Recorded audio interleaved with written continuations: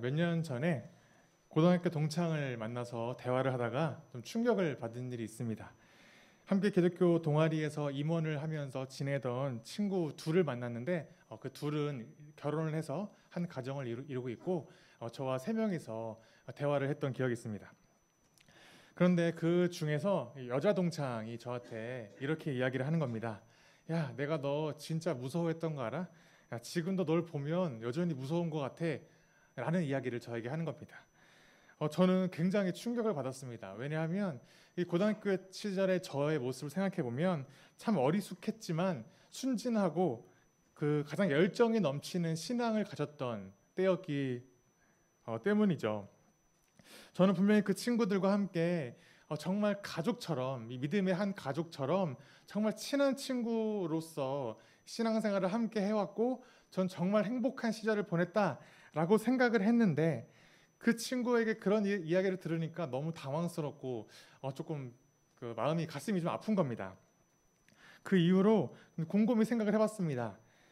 고등학교 때 교회에서는 중고등부 회장을 하였고 또 고등학교의 기독교 동아리에서는 기장을 하였던 저의 과거를 좀 되짚어 보았습니다. 그리고 내린 결론은 그 친구가 충분히 그럴 만했다라는 생각을 하게 되었습니다. 저의 학창 시절을 되짚어 보면 신앙적으로 가장 열정이 있었던 때였지만 동시에 가장 날카롭고 공격적이었던 때가 저의 과거의 고등학교 시절이었구나를 제가 기억을 하게 되었습니다. 저는 자존감도 굉장히 낮았고 상처도 많았던 그 시기에 겉으로 보이는 신앙이 좋아 보인다는 이유로 이 교회에서는 회장을 하고 동아리에서는 기장을 하게 되었는데 그 책임감의 중압감을 제가 잘 이길 수가 없었던 것입니다. 그래서 이 중압감은 제가 두려움으로 변하여서 이 두려움을 건강하게 해결을 해야 되는데 그 해결할 수 있는 방법을 제가 알지 못했던 거죠. 그래서 저는 그 위치에서 제가 할 수 있는 역할은 무엇인가 고민을 하다가 저는 권위적으로 행동하고 공격적으로 행동하여서 사람들이 저의 말을 잘 듣도록 하는 것이 저에게 가장 좋은 일이라고 생각을 했고 이것이 공동체를 잘 이끌어가는 가장 좋은 방법이라고 스스로 생각을 했습니다. 그래서 저의 이런 행동들이 다른 사람에게는 또 다른 상처로 남겨졌던 거죠. 그리고 지금도 그들 기억 속에는 저는 쉽게 화내고 예민하고 날카로운 사람으로 기억을 하고 있었고 물론 지금 이 친구처럼 같이 여전히 관계를 잘 유지하면서 친하게 지내는 친구들은 시간이 지나면서 오해가 풀리고 또 그때의 기억이 추억으로 남겠지만 그때의 저를 만나고 지금 저와 관계를 맺지 않는 사람들은 여전히 이준영은 날카롭고 예민하고 굉장히 공격적인 사람이다라고 기억을 하겠구나라는 생각을 하게 되었습니다. 참 민망하고 미안할 따름이죠. 제가 이 설교문에 적지 않았지만 그때 에피소드가 갑자기 기억나서 한 가지 말씀드리면 임원 회의를 한다고 같이 모였는데 굉장히 한 6월, 7월 거의 이맘때쯤이었습니다. 저의 공격성이 최고로 달하고 있을 때였는데 회의를 하려고 모였는데 다들 막 임원도 안 모이고 사람도 별로 없고 뭔가 행사를 해야 되는데 애들은 제 말을 듣지 않고 회장의 말을 듣지 않고 근데 마침 그때 한 장로님께서 중고등부 임원들 수고한다고 과자 한 봉지를 이만큼 저에게 주셨는데 그 딱 이번 그 회의장에 딱 들어간 순간 갑자기 저의 그 공격적인 저의 그 욱하는 성격이 돋아서 그 봉지를 바닥에 던지면서 니네끼리 먹어 그러면서 제가 그 회의장을 나섰던 그 기억이 갑자기 딱 떠오르네요. 그랬던 저의 모습이 아마 그들에게는 저에게 굉장히 인상 깊은 기억으로 아마 남아있을 것 같다라는 생각을 합니다. 제가 여전히 소심한 사람이어서 그런지 그때 그 기억이 여전히 나고 또 여전히 그들에게 미안한 마음이 들지만 또 사실 해결할 수 없는 이 문제 속에서 저는 미안한 마음으로 살아야겠죠. 여러분도 혹시 이런 기억들이 있으신가요? 과거에 이 공동체를 함께 이루며 살다가 이 관계 속에서 과연 나는 어떤 사람인지 한번 고민해 보셨습니까? 그리고 또한 앞으로 이 시은솔 공동체를 함께 이루어가면서 나는 어떤 사람으로 기억에 남고 싶은가 한번 생각해 보신 적이 있으십니까? 오늘 본문은 솔로몬이 말년에 하나님께 범죄한 이후에 이스라엘이 남과 북으로 나뉘는 과정을 설명한 말씀입니다. 하나님께서 다윗과 맺으셨던 언약, 의해서 솔로몬은 영원히 그 왕위를 유지해야만 했죠. 언약에 의하면 이스라엘은 영원히 계속됐어야 했습니다. 영원히 승승장구하며 지금처럼 계속 부유하게 평화롭게 사는 것이 하나님이 다윗에게 주신 언약의 결과일 것이라고 생각했습니다. 그러나 하나님은 솔로몬과 이스라엘의 죄악을 그냥 둘 수 없으셨습니다. 그리고 여로보암이라고 하는 한 인물을 세우셔서 솔로몬과 르호보암에게 반역을 하게 하시고 그 여로보암을 통하여 이스라엘을 반으로 쪼개기로 결정하셨습니다. 이 역사의 시작을 오늘 말씀을 통해서 함께 나누려고 합니다.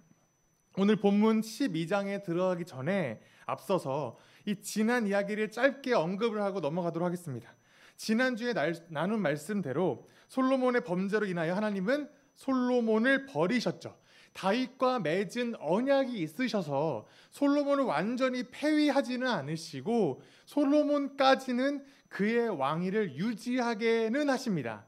하지만 솔로몬 이후에 이 이스라엘을 반으로 쪼개시기로 하셨는데 여로보암이라고 하는 에브라임 지파 사람을 세우셔서 그에게 12지파 중에 10지파를 주기로 하십니다.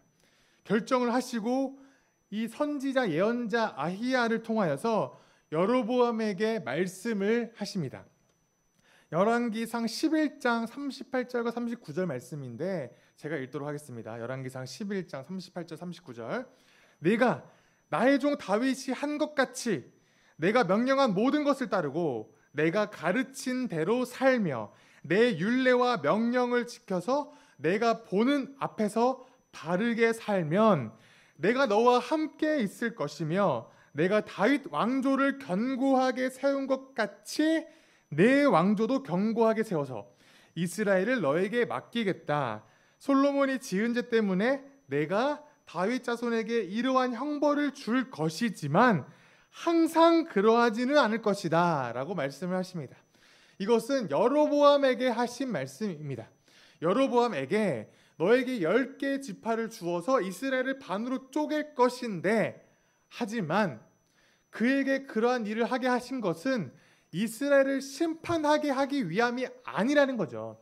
이 말씀을 잘 보시면 솔로몬의 가문에게 반역을 하도록 하게 하신 것은 저주나 심판이 아니라는 겁니다. 하나님은 이 여로보암을 세우시면서 다윗 언약을 근거로 들어서 말씀을 하시죠. 무슨 말이냐면 내가 다윗과 약속을 맺은 것처럼 너에게도 그 다윗 언약의 축복을 줄 의향이 있다는 겁니다. 그러니까 너를 사용하여서 이 나라를 망하게 하겠다는 게 아니라 너에게도 다윗 언약의 축복을 줄 것인데 어떻게 하면 여호와 하나님 말씀의 율례와 규례를 잘 지키면 동일하게 너에게도 역사하실 것이라는 거죠. 지금 이 여로보암은 솔로몬의 후손이 아닙니다. 다윗의 자손이 아니죠. 르호보암이라고 하는 솔로몬의 후손도 있겠지만 다른 지파 사람 여로보암도 세우시는데 그 여로보암에게도 다윗 언약의 축복을 똑같이 주고 싶다는 거죠. 하나님이 그렇게 하신 것은 무엇이냐면 그들을 반으로 쪼개서 심판하시는 게 아니라 두 나라로 하여금 함께 견제하며 함께 경쟁하며 하나님 나라를 함께 이루어가기를 원하시는 하나님의 뜻이 있다는 겁니다.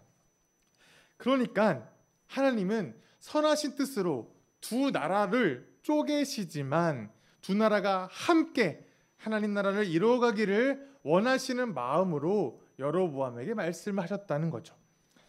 자, 이러한 맥락 속에서 12장이 시작되는 겁니다. 과연 어떻게 이스라엘이 나뉘게 되었는지를 그 시점의 이야기를 이제 시작을 하는 겁니다. 1절, 12장 1절을 보시면 솔로몬의 직계 후손인 르호보암이 세겜으로 갑니다. 이 세겜, 그곳으로 가서 이스라엘, 아직은 나눠지지 않은 이스라엘의 왕으로 통치를 하려고 세겜으로 올라간 거죠. 그런데 여러분, 이 세겜이라는 지역은 어디에 있냐면 이스라엘, 아직 통일된 이스라엘의 좀 북쪽에 있는 지역입니다. 왜 예루살렘에서 하지 않고 굳이 이 세겜으로 올라가서 왕이 되려고 하는 걸까요? 원래 지금 수도는 예루살렘 아닙니까? 성전도 예루살렘에 있고 그 궁전도 예루살렘에 있는데 왜 세겜으로 굳이 올라가려고 하냐면 이 세겜이라고 하는 지역에 종교적인 큰 의미가 있기 때문입니다. 이 세겜이라는 곳은 어느 곳이냐면 과거에 아브라함이 하나님의 약속의 땅 가나안에 처음 들어온 적이 있습니다. 물론 그때는 땅을 차지한 것은 아니지만 하나님의 약속의 땅 가나안으로 들어온 적이 있었는데 그때 처음으로 밟은 땅이 세겜 땅입니다. 그리고 이 세겜은 요셉이 이 이집트에서 죽었는데 나중에 이 가나안 땅을 이스라엘 백성이 차지했을 때 그의 유고를 파서 이 묻은 곳이 세겜 땅입니다. 굉장히 의미가 있죠.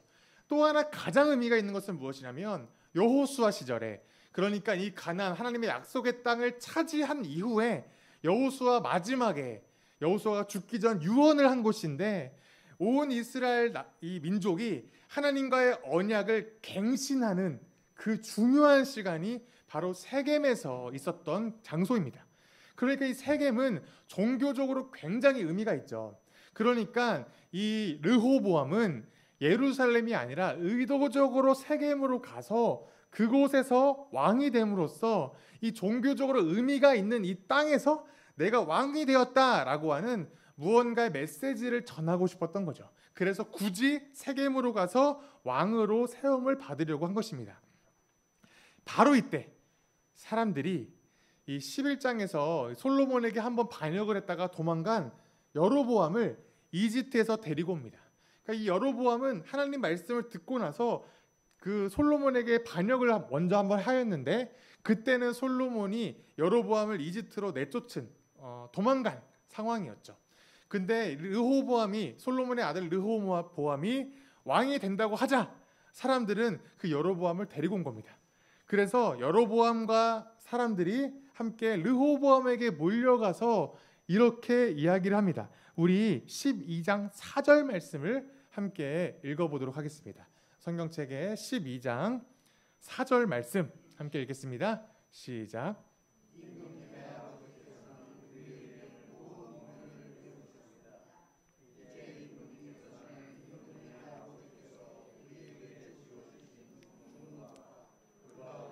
메워두신 이 무거운 멍에를 가볍게 해주십시오. 그러면 우리가 임금님을 섬기겠습니다. 아멘. 이미 솔로몬 때부터 시작된 그 가혹한 정책을 돌이켜서 백성을 위한 정책을 펼치신다면 우리가 임금님을 섬기겠습니다라고 이야기를 한 겁니다. 여러분 굉장히 대단한 이야기입니다. 왜냐하면 지금 여로보암과 백성들이 간 거 아닙니까? 여로보암은 누구입니까? 이미 과거에 하나님으로부터 열지파를 받아서 하나의 나라를 세우게 해주시겠다라고 하는 약속을 이미 받은 사람이죠. 그런데 그 여로보암이 지금 당장 르호보암에게 반역을 하여서 나라를 쪼개버려도 누구로부터 비난을 받지 않을 것입니다. 왜요? 이미 약속을 받은 사람이잖아요. 그런데 그러한 여로보암에도 불구하고 르호보암에게 가서 뭐라고 얘기하는 겁니까? 당신이 정책을 잘 펼치면 내가 당신을 섬기겠다라고 그 한 발 물러서서 그에게 제안을 한 겁니다. 굉장히 멋있는 제안이죠. 하지만 이 르호보암은 어떻게 행동합니까?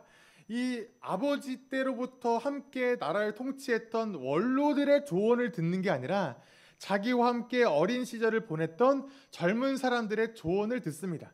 이 원로들의 조언은 무엇이었냐면 이 가혹한 정책을 이제 하지 않고 마치 백성들의 종처럼 노예처럼 통치를 하십시오라고 하는 제안이었고, 이 젊은 사람들의 제안은 저것들 지금 배가 불렀구만.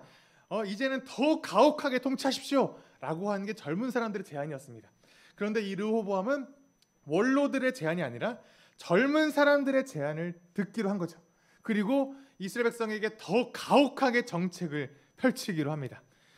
그러자 여로보암과 백성들은 안 되겠다 싶어서 그에게 반역을 하기로 결정을 합니다. 그런데 지금 이 르호보암이 한 결정 있지 않습니까? 젊은 사람들의 조언을 들어서 더 가혹한 정책을 펼치겠다라고 하는 이 르호보암의 행동은 사실 하나님의 뜻이 있었기 때문에 르호보암이 그렇게 한 것입니다. 제가 15절 말씀을 읽겠습니다. 15절.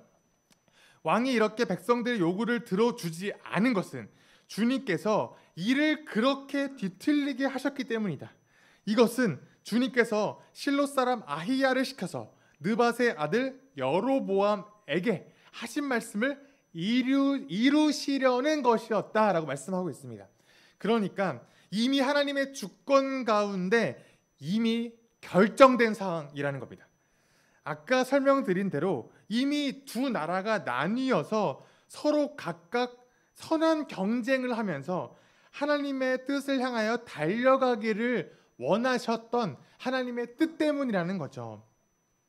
그렇지만 간과하지 말아야 될 것이 있다면 르호보암이 그러한 결정, 더 가혹한 정책을 하겠다는 결정을 한 것은 르호보암의 책임도 있다는 것을 우리가 잊지 말아야 합니다.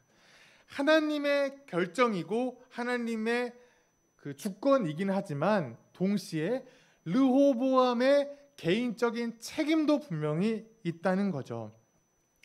우리가 살아가다 보면 많은 실수와 잘못을 하죠.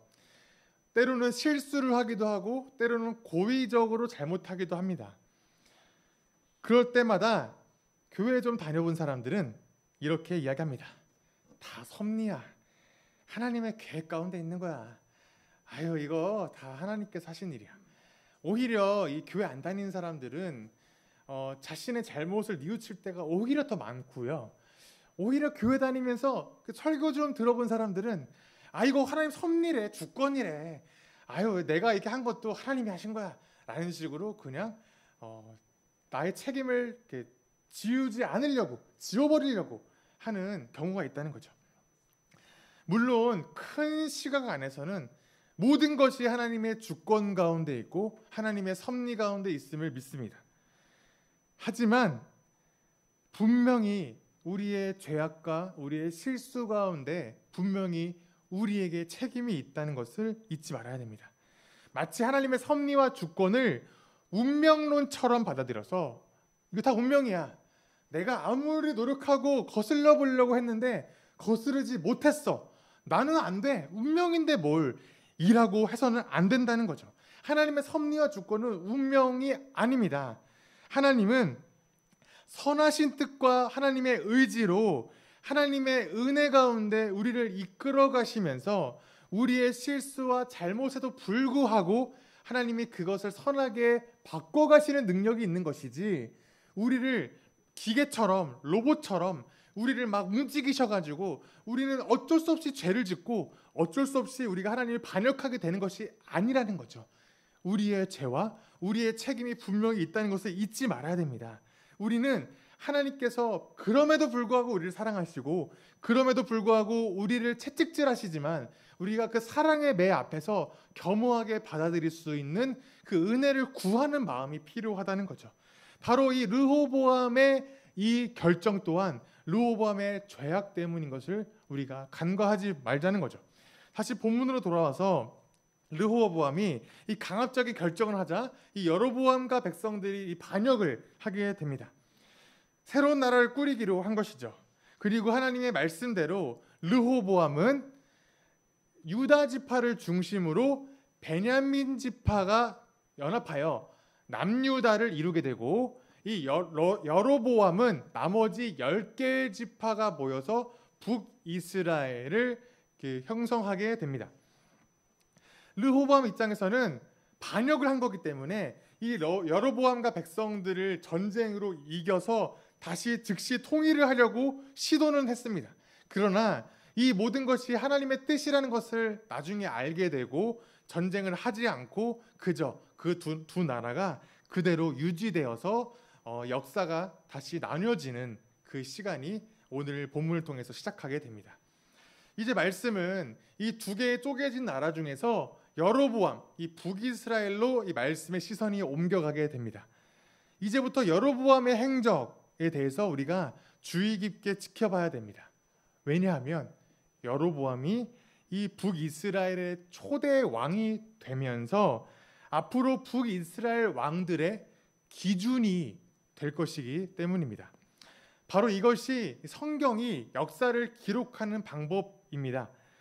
첫 인류였던 아담과 하와의 불순종으로 인하여 모든 인류가 죄로 넘어갔던 것처럼 하나님이 아브라함을 부르셔서 아브라함의 후손으로 하여금 하나님의 백성이 되도록 하신 것처럼, 또한 왕을 통하여서 왕의 행적에 따라 백성들 전체의 심판과 축복이 나뉘었던 것처럼, 이 성경은 하나의 중심된 인물을 통하여 그 후대의 인물들을 평가하는 것이 성경의 기록 방법입니다.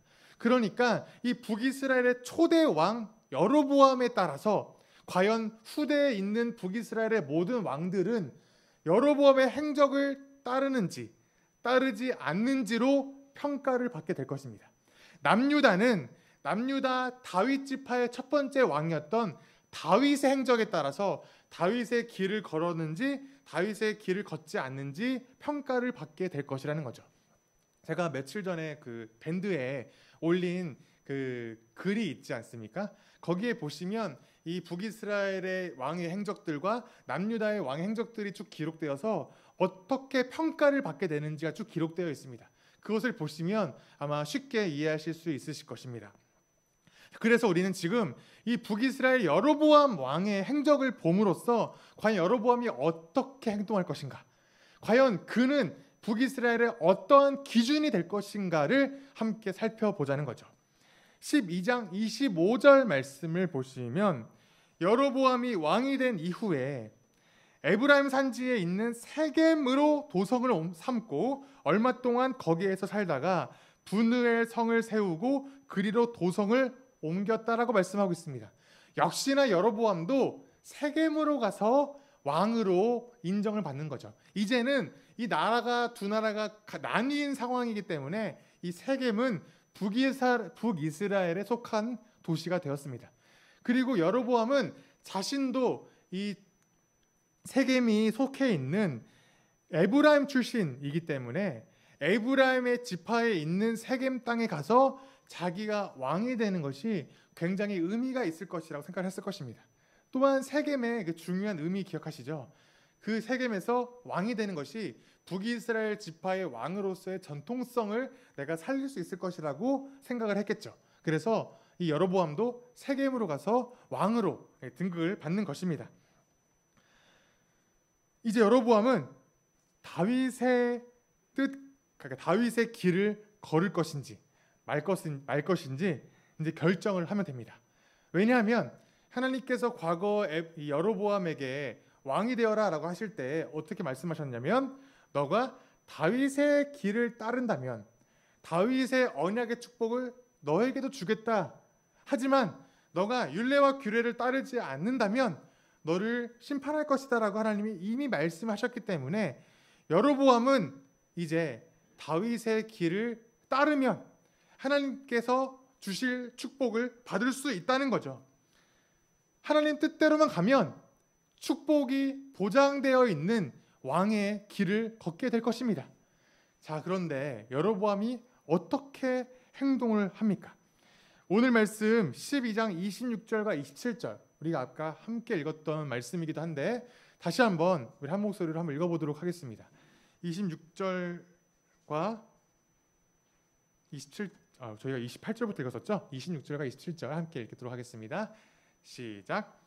그런데 여로보암의 마음에 잘못하면 왕국이 다시 다윗 가문으로 돌아갈지도 모른다는 생각이 들었다.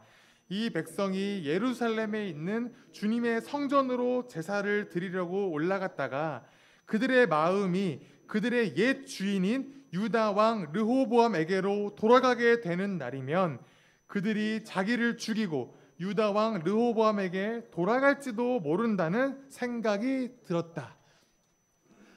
여로보암의 마음속에 갑자기 두려움이 생긴 겁니다. 어떤 두려움이냐면, 지금 성전은 예루살렘에 있습니다. 남유다 땅 예루살렘에 성전이 있죠. 이 이스라엘 백성들의 전통에 따라서 1년에 최소한 3번 정도는 이 성전에 가서 예배하는 것이 그들의 전통이었습니다. 그러면 처음에는 북이스라엘 사람들이 이 남유다 예루살렘으로 예배 드리러 1년에 3번 정도씩 왔다 갔다 하게 되면 처음에는 괜찮을 텐데 이게 시간이 지나면 어떤 마음이 들겠습니까? 아니 굳이 우리가 왜 북이스라엘로 나눠져서 왜 남유다로 가서 그렇게 귀찮게 예배를 드려야 돼? 아니 그러지 말고 우리 다시 르호보암에 가자. 다시 남유다로 가자. 여로보암 죽이고 다시 나라 통일시켜서 우리나라 내 나라 남유다에서 유다에서 함께 예배하면 되지 않을까? 라고 하는 생각이 들지도 모릅니다. 여로보암은 그게 두려운 것입니다. 자, 여로보암은 지금 사실 큰 실수를 하고 있는데 이 여로보암이 잘 왕으로서 살아갈 수 있는 방법이 무엇입니까? 하나님께서 약속하신 대로 그가 다윗의 길을 잘 따르면 율례와 규례를 잘 지키면 하나님이 그에게 다윗의 축복을 허락하실 것이라고 이미 약속을 받아놓은 상태입니다. 그런데 르호보암은 두려움이 생긴 거죠. 하나님의 약속을 의지하는 게 아니라 두려움 때문에 나의 계획을 의지하게 된 것입니다. 그래서 어떻게 하면 내가 이 왕위를 지킬 수 있을지를 다른 고민을 하기 시작한 거죠. 그 고민의 결과는 바로 무엇이냐면 금송아지 2개를 북이스라엘에 세우기로 결정을 한 겁니다. 왜 금송아지 2개를 세우냐면 28절 말씀인데 2가지의 의미가 있겠죠. 이 북이스라엘은 이 남과 북으로 좀 길게 나뉜 나라입니다. 그러니까 이 남쪽에 있는 베델과 위쪽 끝에 있는 단에다가 금송아지로 만든 이 상을 세우고 제단을 만드는 겁니다.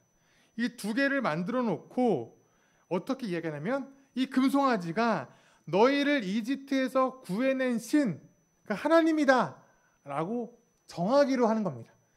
그러면 북쪽 저 멀리 있는 사람들도 굳이 예배하러 남쪽으로 올 필요가 없겠죠. 어떤 겁니까? 백성들이 예배하기 편하도록 만들어주는 겁니다. 자, 내가 너희에게 북쪽에도 하나, 이 북이스라엘의 남쪽에도 하나, 아래쪽에도 하나씩 만들어줄 테니까 너희가 예배하기 편한 곳에 가서, 가까운 곳에 가서 예배하면 돼. 굳이 저 남유다 예루살렘까지 갈 필요 없잖아. 너희 편하게 하려고 하는 것이야 라는 식으로 백성을 위한 정책인 것처럼 속일 수 있습니다. 또 하나의 효과는 무엇입니까? 자, 봐봐. 남유다는 성전이 하나밖에 없어. 그런데 우리는 2개나 있어. 우리가 오히려 하나님의 축복을 더 받는 백성이고 우리가 더 종교적으로 전통성이 있는 나라가 될 거야 라고 그들을 속일 수 있다는 거죠. 이 여로보암의 정책, 여로보암의 이 결정은 전적으로 하나님께 반역을 한 결정이죠. 왜냐하면 이것 때문에 하나님께 5가지의 죄악이나 범하게 되는 겁니다. 첫 번째 범죄는 무엇이냐면 먼저 우상을 만든 겁니다. 방금 여로보암이 뭐라고 얘기했습니까? 이것이 바로 너희를 이집트에서 구해낸 신이다. 이 말씀 기억하십니까? 바로 모세가 이스라엘 백성들을 이집트에서 탈출시킬 때 모세는 시내산 위에서 하나님과 언약을 맺을 그 당시에 시내산 아래에서 이스라엘 백성이 금송아지를 만들어 놓고 한 이야기가 무엇입니까? 바로 이것이 너희를 이집트에서 구해낸 신이다라고 했었습니다. 그 이야기를 똑같이 하는 겁니다. 똑같이 우상을 만들어서 똑같이 범죄를 저질렀죠. 2번째 문제는 무엇이냐면 하나님께서 제정하신 율법에 의하면 예배는 하나님이 정하신 곳에 가서 예배를 해야 됩니다. 어디냐면 바로 성전입니다. 하나님이 예배하라고 정하신 그곳에서 예배를 해야 되는데 지금 여로보암은 자기 멋대로 이 2군데의 지역을 만들어서 이곳에서 예배하도록 하나님의 중앙 성소법을 어긴 것이죠. 3번째 문제는 무엇이냐면 이 31절 말씀을 보면 여러 곳에 산당을 만듭니다. 일단 이것은 아까 번제와 똑같죠. 또 하나 31절에 레위 자손이 아닌 사람을 제사장으로 삼습니다. 이 또한 율법에 반한 거죠. 우리 사사기 말씀 마지막 부분 기억하십니까? 레위 자손이 아닌 사람을 제사장으로 삼았던 단지파 사람 기억하시죠? 바로 이 죄악을 여로보암이 또 범한 겁니다. 자, 네 번째 32절 보시면 하나님의 절기를 자기 멋대로 바꿉니다. 예배의 방법과 시간을 자기 멋대로 통제하기 시작한 거죠. 마지막 다섯 번째 33절을 보시면 왕이 자기 멋대로 제단에 올라가 분향을 합니다. 제사장이 해야 될 일을 왕이 자기 멋대로 하는 거죠. 마치 투표철만 되면, 선거철만 되면 정치인들이 막 이 종교 저 종교 다니면서 막 예배하는 것처럼, 내가 이 종교의 그 신자인 것처럼 막 보여가지고 신실한 신자입니다 자랑하는 것처럼, 마치 이 여로보암도 자기가 막 직접 분향을 올리면서 이것 봐라, 내가 이렇게 거룩한 왕이다 라는 것을 자랑했다는 거죠. 여로보암이 이 5가지나 범죄를 저지르면서 철저하게 하나님의 율법을 버렸다는 거죠. 이 모든 범죄의 의도가 무엇입니까? 자기 왕권을 지키기 위함입니다. 여로보암이 왕권을 지킬 수 있는 방법은 따로 있었습니다. 하나님의 유례와 균례를 지켜 다윗 왕의 길을 걷는다면 내가 너에게 다윗의 축복을 주시겠다라고 하셨던 약속이 있었습니다. 이미 약속을 받은 여로보암이기 때문에 이 약속대로 살아가면 충분히 왕권을 유지할 수 있고 하나님의 축복을 받을 수 있었습니다. 그런데 여로보암은 하나님의 약속보다 자기의 계획을 의지한 거죠. 그리고 무지한 백성들을 현혹시킨 겁니다. 이렇게 예배하면 된다. 이게 더 좋은 거야. 이게 더, 봐봐, 우린 2개나 있어. 봐봐, 너희가 편하게 예배할 수 있잖아. 봐봐, 멋있잖아 라고 그들을 현혹시킨 거죠. 마치 한국교회가 성도들을 끌어모으기 위해 했던 행위들과 너무 비슷하지 않습니까? 성도들이 편하게 예배할 수 있도록 배려한다는 이유로 예배 시간을 바꾸고 예배 순서들을 뜯어 고치고 가능하면 간략하게, 가능하면 편하게, 가능하면 빨리 끝낼 수 있는 예배로 만들어 갔습니다. 하나님 말씀보다 시설과 행사에 더 눈독을 들이도록 그들을 바꿔갔죠. 설교 시간은 줄이고 행사와 시설을 화려하게 만들어서 말씀보다는 성도들의 편리함을 추구하게 했습니다. 제가 과거에 사역했던 한 지역의 어느 한 교회가 엄청나게 부흥을 했습니다. 정말 이 책으로도 쓰일 정도로 어마어마하게 부흥을 했던 교회가 있는데, 그 교회의 부흥의 원천이 무엇이냐면 교회에 체육관을 만든 겁니다. 그래서 실내 체육관을 만들어서 성도들이, 젊은 부부들이 이 아이들을 맡길 수 있는 공간, 그리고 예배 시간에 시원한 체육관에서 놀게끔 하고 편하게 예배할 수 있는 공간을 만든 거죠. 굉장히 교회가 엄청나게 화려하고 엄청난 그 편리 시설이 가득해서 젊은 사람들이 막 몰려들기 시작했습니다. 물론 이 자체가 죄는 아닙니다. 이 자체를 죄라고 볼 수 없죠. 왜냐하면 성도들이 예배를 돕는 행위가 어떻게 죄가 되겠습니까? 문제는 무엇이냐면 그 교회가 예배나 말씀보다 그것으로 성도들을 모아서 교회가 커졌는데, 그들이 이 교회로 하여금 홍보를 하는데 이 시설과 이것들에만 집중을 하게 만들었다는 거죠. 그리고 다른 교회들이 이 교회로 답사러 오지 않겠습니까? 와, 이 교회 엄청나다. 이 부흥한 교회를 따라가자. 어떻게 하면 이렇게 부흥했습니까?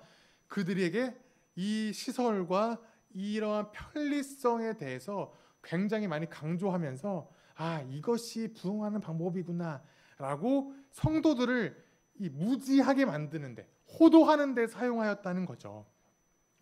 사실 이러한 문제 속에서 교회만 문제가 아니라 성도들도 문제입니다. 불편하고 유행에 뒤처지더라도 하나님 말씀에 집중하고 우직하게 하나님의 사명을 감당하는 교회는 찾아가려 하지 않습니다. 따분하고 고리타분하고 불편하다라고 생각하기 때문이죠. 그리고 그렇게 우직하게 말씀만 붙들고 나아가는 교회들은 도태되기 시작합니다. 이 땅에서 사라지기 시작합니다. 성도들은 그 교회를 찾지 않고, 사람들이 몰려오지 않고, 그런 교회는 도태되고, 그러면 교회 입장에서는 다시금 이 교회를 소위 부흥시키겠다는 이유로 그렇게 눈에 좋은 일들만 찾아서 교회를 만들어가기 시작하는 악순환. 과연 이런 상황에서 우리 시은소 교회는 어떤 길을 택하고 있습니까? 과연 여러분들은 어떤 교회를 소망하며 이 교회를 선택하고 출석하고 계십니까? 결국 여로보암은 하나님께 버림을 받습니다. 14장 8절 말씀을 보시면 하나님께서 여로보암에게 10지파를 주셨고 다윗의 길을 따라간다면 여로보암에게 다윗의 복을 주실 것이라고 했던 처음 약속을 상기시키면서 여로보암의 죄를 드러내십니다. 그리고 여로보암의 아들과 여로보암이 죽음으로써 북이스라엘의 초대 왕의 이야기는 끝을 맺게 됩니다. 여로보암의 이 첫 번째 북이스라엘의 통치는 이렇게 죄악으로 끝이 나게 됩니다. 자, 그러면 남유다의 이야기는 어떻게 되었을까요?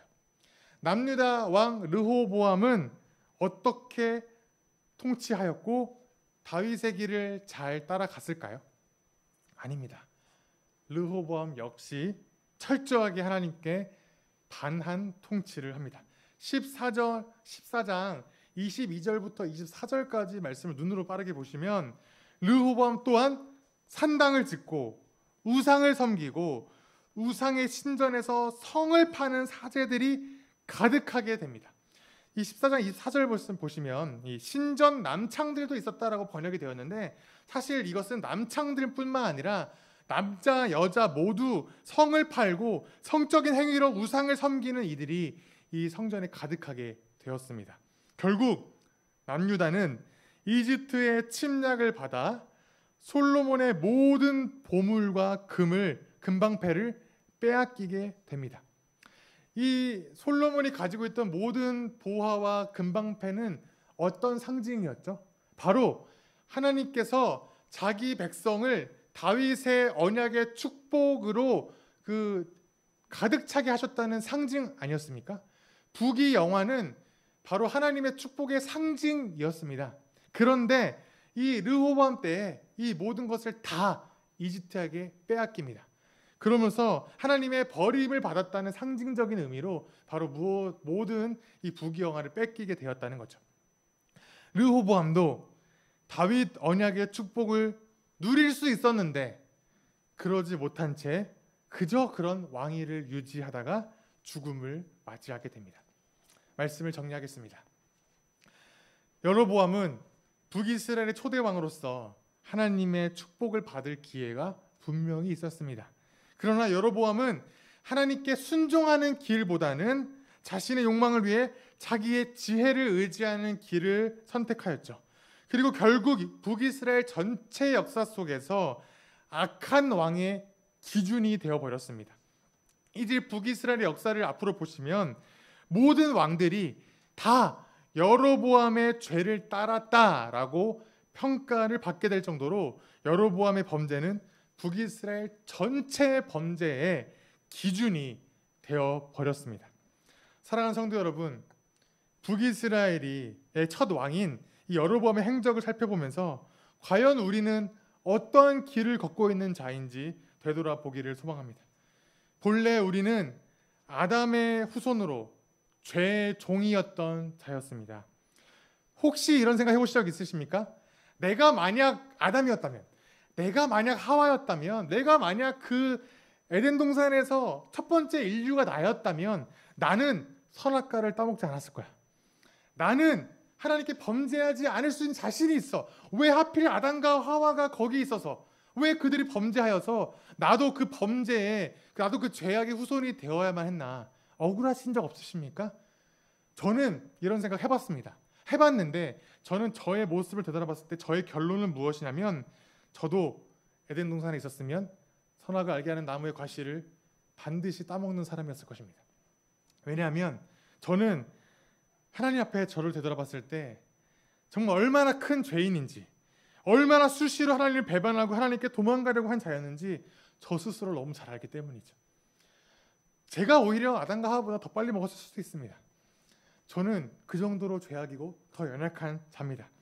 우리는 하나님께 죽을 수도 있는 자가 아니라, 아니면 하나님 앞에 앞으로 죽을 자가 아니라 이미 죽은 자입니다. 이미 죽은 자였습니다. 그러나 하나님은 그러한 우리를 포기하지 않으시고 우리에게 구원의 길을 열어주셨죠. 바로 하나님의 아들 예수 그리스도를 이 땅에 보내시고 우리 대신 죽게 하시고 부활하게 하심으로써 예수님을 부활의 첫 열매가 되게 하셨습니다. 그래서 우리는 첫 인류였던 아담의 죄 후손으로 살아왔지만, 하지만 이제는 부활의 첫 열매이신 예수 그리스도로 인하여 하나님의 자녀가 되는 권세를 얻게 된 거죠. 과연 여러분들은 지금 어느 길을 걷고 계십니까? 아담의 길입니까? 예수 그리스도의 길입니까? 우리가 하나님의 사랑 안에 거한다, 우리가 예수 그리스도를 믿음으로 구원받았다라고 말하면서 우리도 두려움 안에 거하고 계시지 않습니까? 여로보암에게 하나님의 약속이 분명히 있음에도 불구하고 하나님의 약속을 의지하지 못한 채 백성들이 자기를 떠날 것이라는 두려움 때문에 그릇된 선택을 한 것처럼, 우리도 이 세상에 살아가면서 두려움이 가득하시지 않습니까? 그래서 분명히 하나님 말씀을 의지하면 되는데도 불구하고 세상의 목소리를 의지하면서 나의 두려움을 해결해 보려고 하시지는 않습니까?